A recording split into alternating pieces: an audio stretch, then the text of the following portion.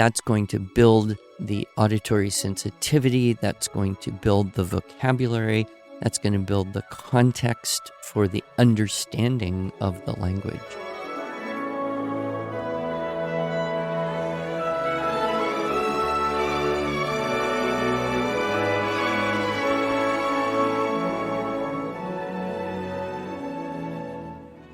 Hello, and welcome to the Arts of Language podcast with Andrew Pudewa, founder of the Institute for Excellence in Writing, or as many like to say, IEW. My name is Julie Walker, and I'm honored to serve Andrew and IEW as the Chief Marketing Officer. Our goal is to equip teachers and teaching parents with methods and materials which will aid them in training their students to become confident and competent communicators and thinkers.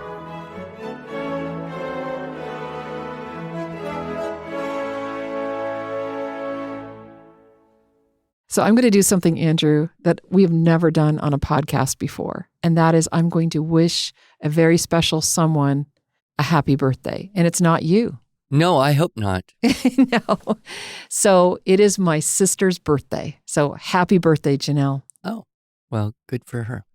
But there's a reason for this. I've had some conversations with her recently because she has decided to homeschool her granddaughter. And this is so fun that my sister is interested in homeschooling, considering that this was something that she was never interested in, raising her own children. Where does she live? She lives in Texas. Okay. Yeah. It's a good state. It is a good state. But here's why I wanted to say happy birthday, Janelle, is I wanted to have a conversation for her that I think is relevant to a lot of people. And that is, how do you homeschool? Not how do you not how do you homeschool your grandchild, although I know that's happening more and more, which I love that. But how do you homeschool a preschooler? Because her granddaughter is 3 going on 4. So that's what I'd like our topic to be. I sent her your talk, Cultivating Language Arts, preschool through high school. And I noted that you spent probably half the time just talking about preschool. Yes, it's tough. It's one of those talks that needs to be divided into more parts. Yes. Well, and that's a foundation. If you get that right, so much more goes so much more smoothly for the whole rest of the whole homeschooling, education, childhood thing. And there is this trend, I would say an unfortunate trend, of people to use the word homeschool in relation to a 3 or 4-year-old child. Yes. We, I think, unfortunately see this idea of somehow we have to have pre-K curriculum and push academics earlier and earlier. Yes. And I don't know that that is at all a good way to cultivate good language skills. Yes. And I know that, you know, when I've worked at homeschool conventions, people will come up and usually what we ask when they first come up to our booth and start looking at things is, how old are your children? And oftentimes I'll say, 2, 3. And, you know, I think of when I first went to my very first homeschool convention, my son was 4. And so I can absolutely relate to this eagerness to figure out what you're going to do, but when is a good time to start using IEW materials? You know, it's probably not at 2. And so when I think about just that, so many parts of the talk, and I'm just going to stop talking because I want you to talk, but I thought I took so many notes because of my own grandchildren and wanting to create an environment that would help cultivate language arts in the preschool years. Well, and most of our listeners are aware of how we use the term language arts, or as I prefer, arts of language, just to kind of create a different concept right there. The whole idea of language arts as curriculum is overwhelming to many people. You have to start thinking about, oh no, there's phonics for decoding and reading comprehension and spelling and handwriting and to cursive or not to cursive and grammar and composition and public speaking and creative writing, and this list goes on and on. Yes. And so I always like to start that talk by saying, relax, that's not what I'm talking about. We, of course, have defined the arts of language as listening, speaking, reading, and writing. And a lot of what I've been trying to share over the past, decade or more is the relationship between listening and speaking as foundational to the academic ideas of reading and writing, and that they're so interdependent. And one of the, I think, most intelligent things I've ever heard, particularly an administrator of a public school say to me once long ago, was one of our problems in schools is that we put a lot of effort into teaching reading and writing because we assess those things. We test them. We don't, however, attend to cultivating listening and speaking because we don't test them. They're hard to assess. So if what we want is good reading and writing down the line, then what we should do is attend to cultivating listening and speaking. The other thing that's interesting about those words is we have in English such a rich language, so many words, and the idea of hearing and listening, they're almost synonyms, but not quite, because there's a different nuance of meaning. Hearing is accidental. Everybody hears, unless you have an impediment, right? You hear all the time. You can't not hear. Whereas listening is a more intentional, kind of a transitive verb. It requires an object. You listen to something. You listen for something, right? Same thing with speaking and talking. Everybody talks, right? Some people talk too much. But speaking, again, has that intentionality to it. You speak to someone. You speak about something.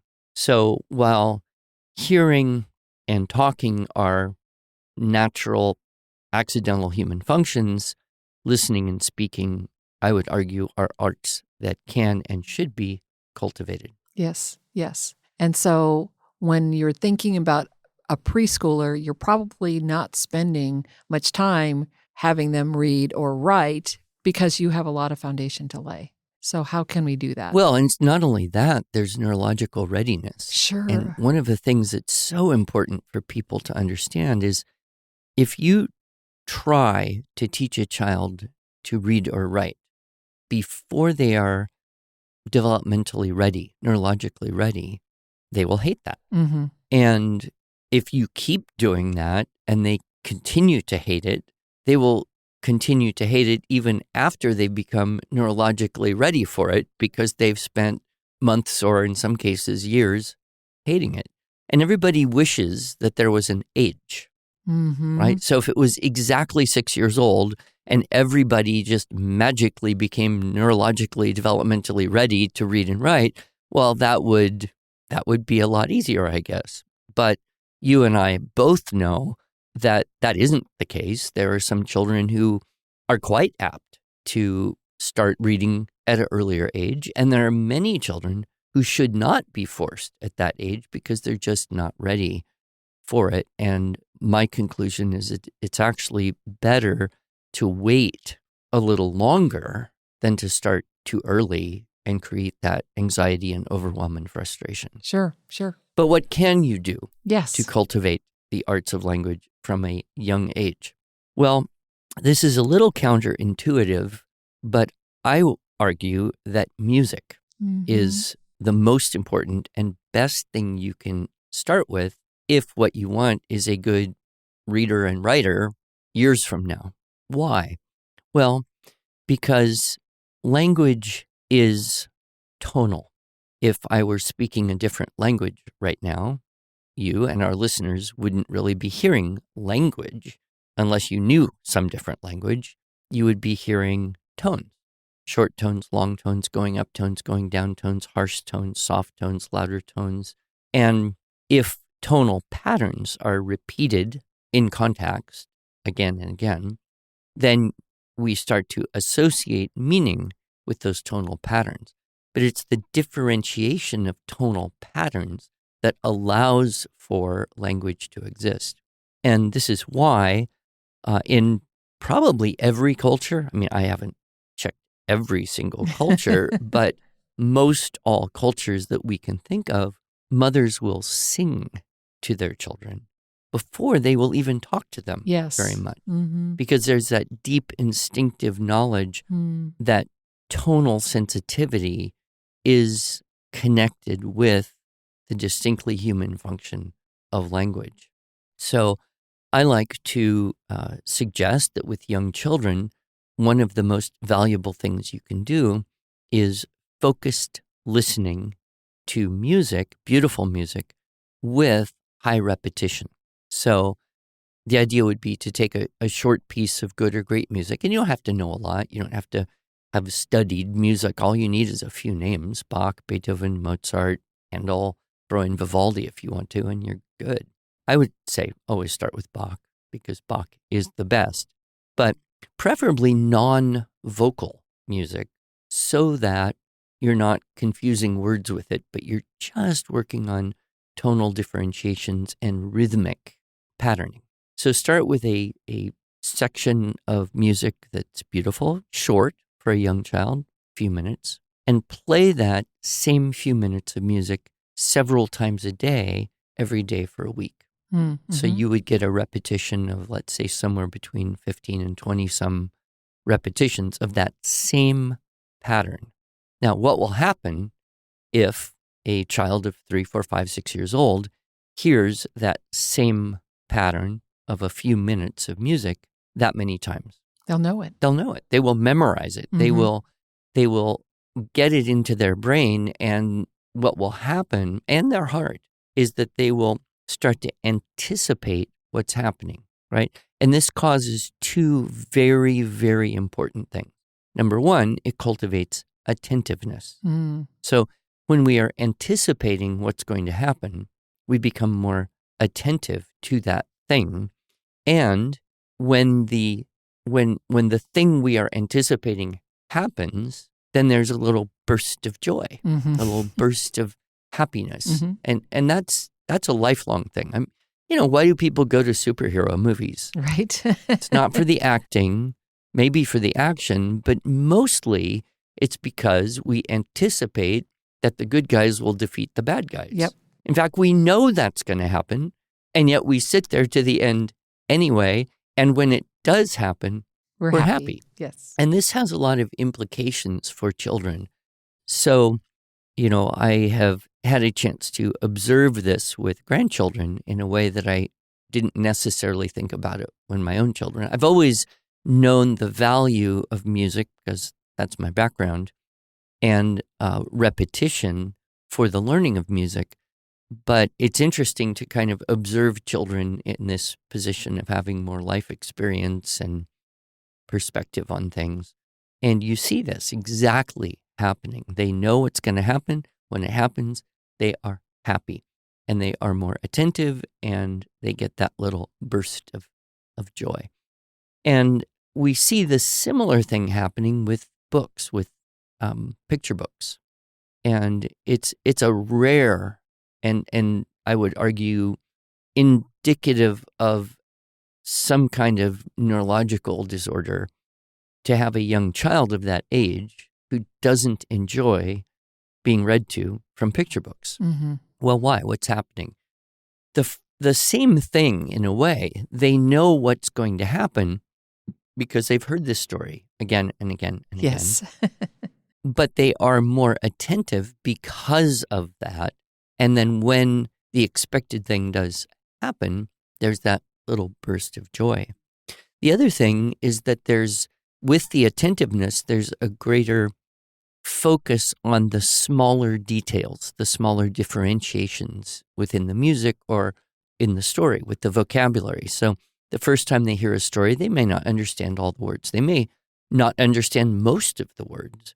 The pictures are helping drive the comprehension, which is why, by the way, we really should encourage people to invest in children's books with high-quality pictures, with beautiful pictures. And unfortunately, not all children's books have this these days, but it's worth searching for those books. Are there any that you can think of off the top of your head that might be something that you could recommend? Well, I mean, I'm not necessarily going to be able to name a lot of titles and illustrators and all that, but I know someone who can, and that would be Sarah Mackenzie. And she's actually started her own imprint to publish children's literature because she found that the currently being published children's literature is just not good in so many cases. But she knows illustrators, she knows authors, she's interviewed lots and lots of them.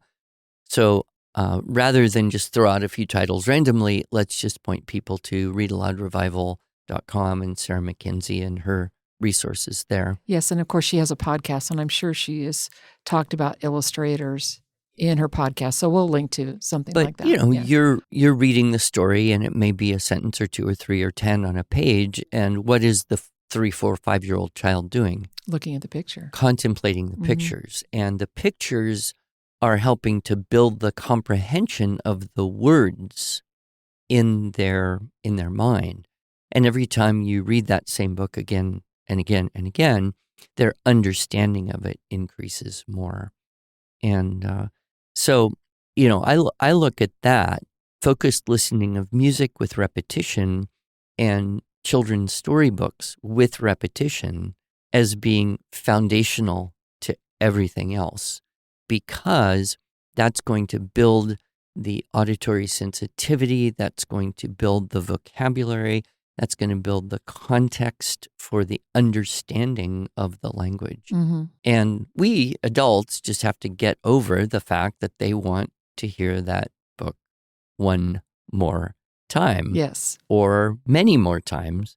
And it's interesting because, kids that age will kind of hit a critical mass. They'll say, read it again, read it again, read it again, sometimes many times in one day. And then they'll hit a point and they don't want to hear it again. Well, why? Well, because they got as much as could be gotten out of that, and it needs to take a side place, and a new book then comes in to build new vocabulary, new understanding, and new contexts. And so, I think for parents or grandparents who are, quote, planning to homeschool a child from the very beginning of 3, 4, 5 years old, the investment in beautiful children's books is the most important thing. It is exponentially more important than thinking about a curriculum. The beautiful children books is the curriculum. Yes. So there's that. And connected with this is what I would call the nursery rhyme culture. Yes. Probably as recently as 60 or 70 years ago, every home in the civilized West had a book of nursery rhymes. Sure. Right? Yep. I mean, every home had the treasury of Mother Goose. Why? Well, because the parents grew up with it. Why? Because their parents grew up with it, because their parents grew up. And so it's this great handing on of tradition. And what happens with the nursery rhymes? Well, they're short. They're very often humorous or quirky. They use vocabulary that you might not find in daily life. And if children hear them, because they have a rhythmic scheme, they have a rhyme and a rhythm scheme, they are easier to remember and easier to replicate. So children will naturally start to speak the memorized nursery rhymes that they grow up with. Yep. And my sister and I and our other siblings, we definitely grew up on Mother Goose. And so, Janelle, be sure you get out Dad's Mother Goose book and read it to your granddaughter. Yeah. Well, when children memorize language, and it happens most easily with poetry, they are building the vocabulary. Very often they are moving vocabulary from a passive, i.e., I hear that or I kind of know what it means, into I can say this word, right? I can use this word. There's a confidence that happens with memorized language. And that is a foundation really for the higher order of listening and speaking that we want to introduce as children hit a little bit older age of, 6, 7, 8, when we would read them, say chapter books with no pictures or fewer illustrations. And that is forcing them to cultivate their imagination in a greater way. And they can memorize things that aren't quite so short and funny, things that are a little bit longer and more involved. And whether it's poetry or scripture, songs, of course, can fall into that category. And so that those are foundational, that listening and speaking as skills to be cultivated are way more important than anything else I know of that I can think of. Right. And they were kind of just a natural part of growing up, I would say, until television became a babysitting tool. And now the portable, ubiquitous screen that goes way beyond television. Minimizing technology in young children's lives is so important. And this is actually the reason that my sister decided to do this for my niece, and that is they had too many screens at their preschool. And the preschool itself. Yes, exactly. Yeah. So they were using TVs to babysit, essentially, the kids rather than, involving them in their activities. Yeah, and one thing we know about screens is that they are visually hyperstimulating. And when children are locked into screens, they're very much tuned out to the auditory world around them. The content that's coming across the screens, even if it wears the guise of being educational, is not really cultivating language art in the same way that, books and environment and conversations. And then, of course, if you're watching a screen, you're not doing something with your body. You're not building something with your hands. And we know all the research, and it's cited by everything from the American Pediatrics Association, the American Psychological Association. All the research indicates that screens are not good for the language or brain development of young children. So, yes, well, I commend your sister on making that an option. Not everyone can. Right. But that child will benefit greatly by being able to not be in a world of ubiquitous screens so many waking hours. So you mentioned, of course, listening to music, and you mentioned your favorite composers as a place to start. Find some short pieces, probably the popular ones, so that when they hear it later on in life, they'll go, "Oh, I know that one. Yeah, I know that best piece." of Bach, best of Vivaldi, best of Mozart. And, exactly. As kids get a little bit older, you can lengthen the time.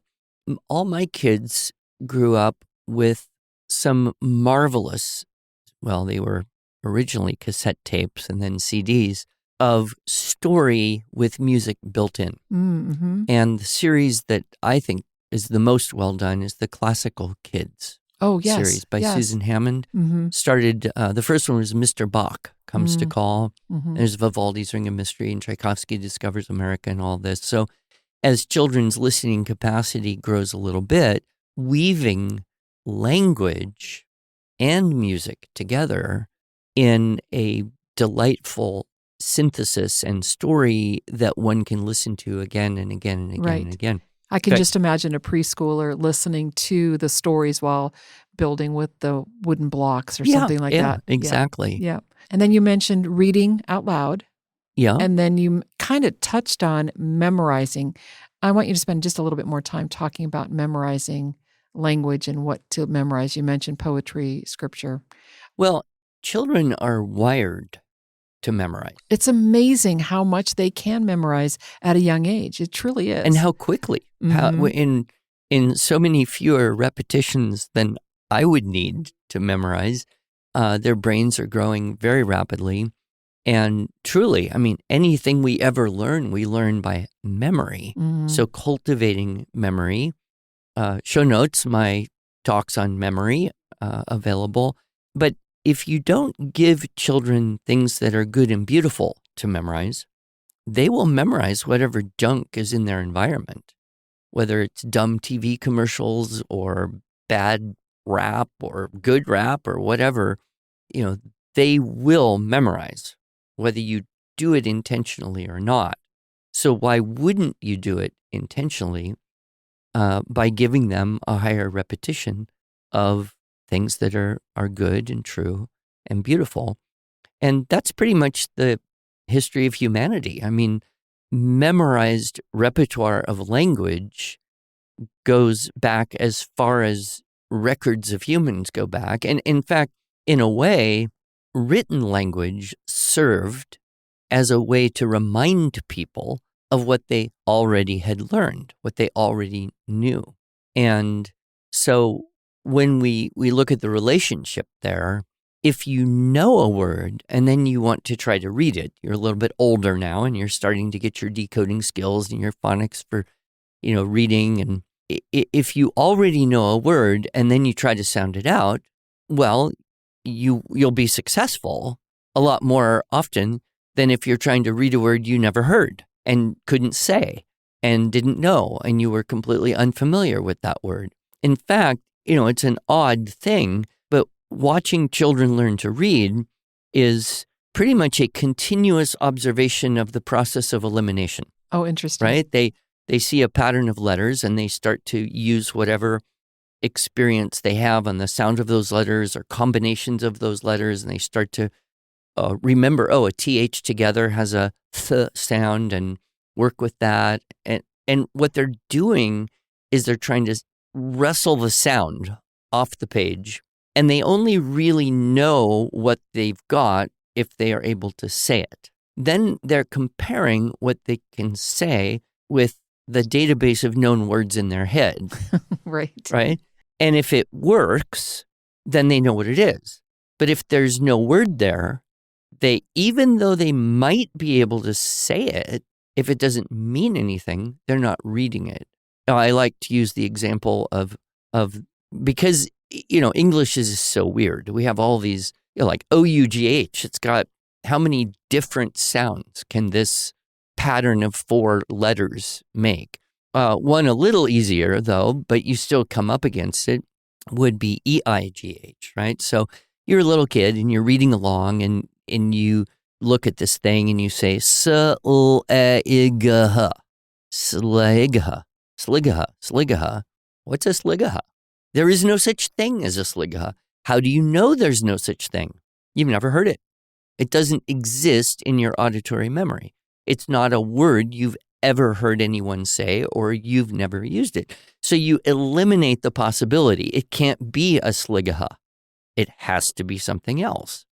So then you go back to your mental drawing board, stare at it, and if you're lucky, you realize, E-I-G, that's that A, like in the word 8, which is a word you would have come across many times in your life, especially if you're 8 or about to be 8. right? So then you would say, sleigh, sleigh. It's a sleigh. But that only works if you already know what a sleigh is, right? If you don't know what a sleigh is, you may be able to say it, but you don't understand it. Now, the problem, of course, is that sleigh is not a thing that appears in children's lives in daily life, right? We don't use them. We don't ride in them. We don't even see them except maybe a fake sleigh with a fake Santa in a fake mall at a fake Christmassy thing, right? and it's all fake.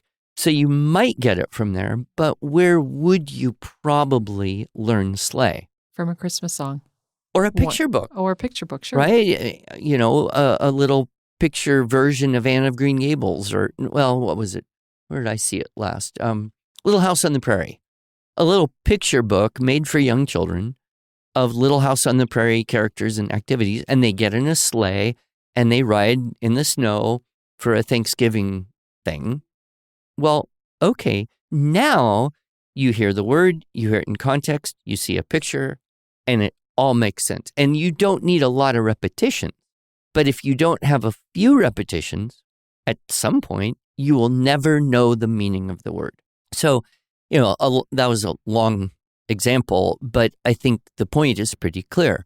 If you don't already know what a word is, you can't really read it.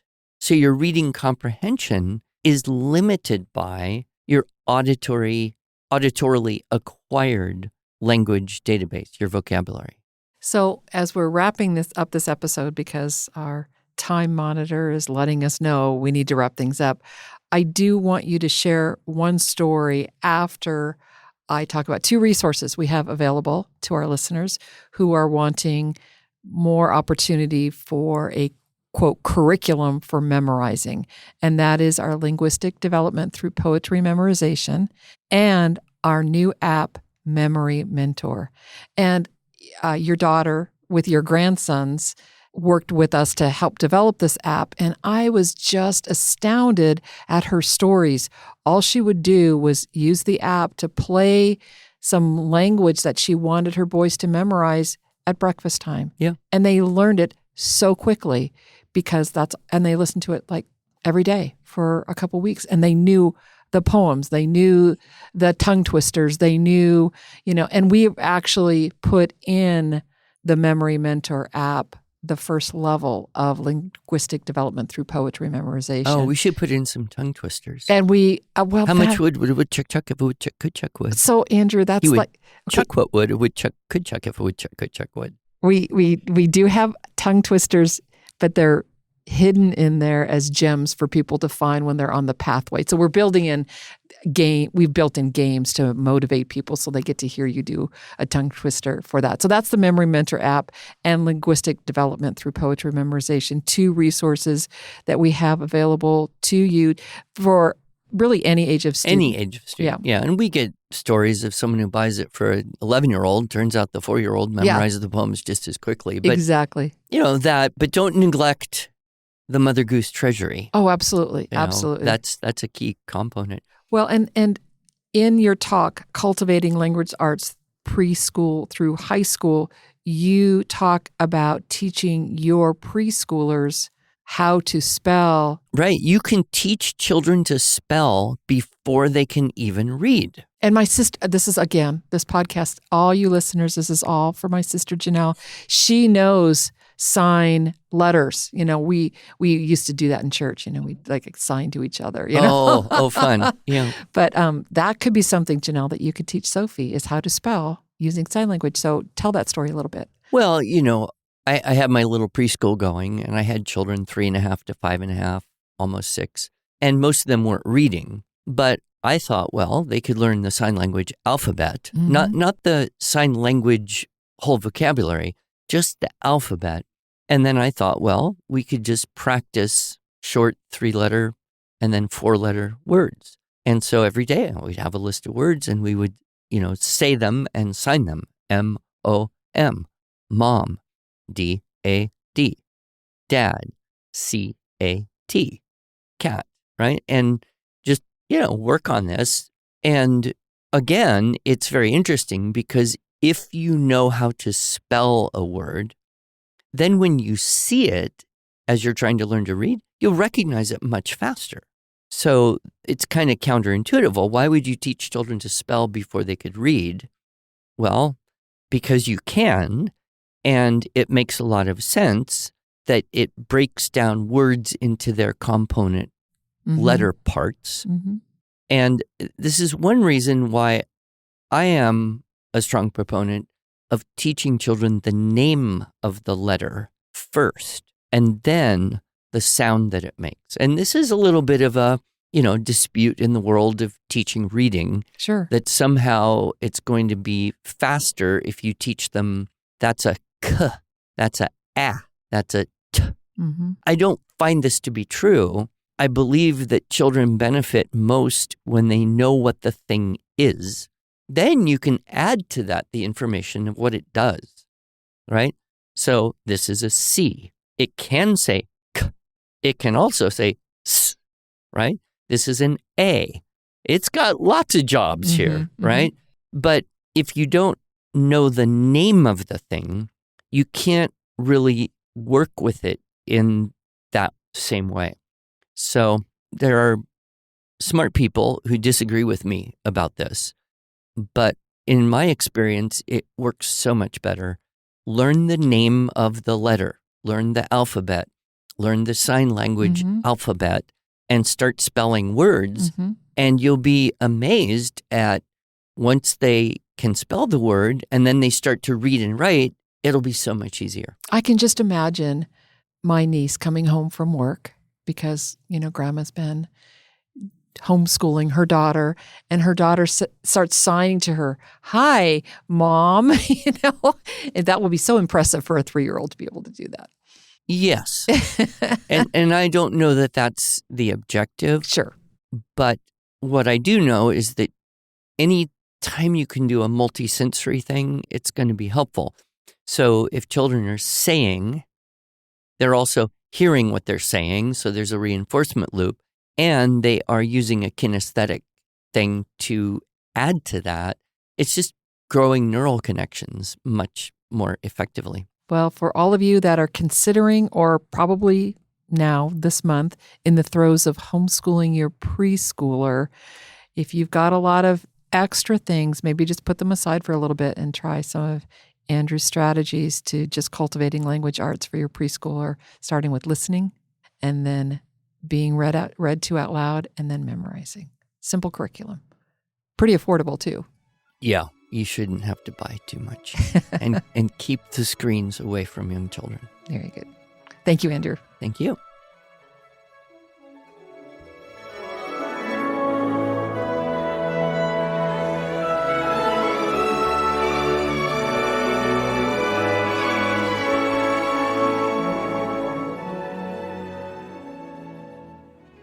Thanks so much for joining us. If you enjoyed this episode and want to hear more, please subscribe to our podcast in iTunes, Stitcher, or Spotify, or just visit us each week at iew.com/podcasts. Here you can also find show notes and relevant links from today's broadcast. One last thing, would you mind going to iTunes to rate and review our podcast? This really helps other smart, caring listeners like you find us. Thanks so much.